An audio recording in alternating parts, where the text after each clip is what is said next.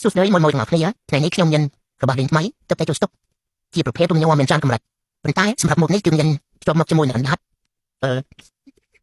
ចំពោះមុខងារវាវិញគឺចំពោះមុខងារវាគឺរំញោមបើតែលំមុនណាមានច្រើនកម្រិតដូចគ្នាប៉ុន្តែវាមានជាប់មកជាមួយនឹងអណ្ដាតសម្រាប់លឹកហ្នឹងហើយដូចក្នុងវីដេអូដែលខ្ញុំបានបង្ហាញសាច់វាគឺដូចគ្នាដែរគឺទុនដោយសាច់មនុស្សពិតៗចឹងហើយសម្រាប់ជើងតម្រូវវាគឺអាចជប់ជាប់នៅជញ្ជាំងជាប់នៅលើអត់ជញ្ជាំងជប់លើអ្វីក៏បានដែរហើយតែរបស់នោះតម្រូវនោះគឺរលោងគឺវាអាចជប់បានជប់ជាប់បានចឹងសម្រាប់ម៉ូតណាចាប់អារម្មណ៍អាចឆានមកបាន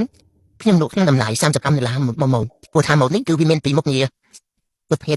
ប្រើតែលេខបញ្ជាអក្សរពីចម្ងាយដូចគ្នាហើយប្រភេទសាកថ្មដូចគ្នាដែរខ្ញុំយកមកតែ6ដុំទេមួយដើមទេយកមកសាកលក់សិនណាម៉ូតមួយណាចាប់អារម្មណ៍អីអាចឆានមកបាន$30ហ្នឹងខ្ញុំមានសេវាដឹកជញ្ជូន free អត់គិតថ្លៃហ្នឹងហើយសូមអរគុណ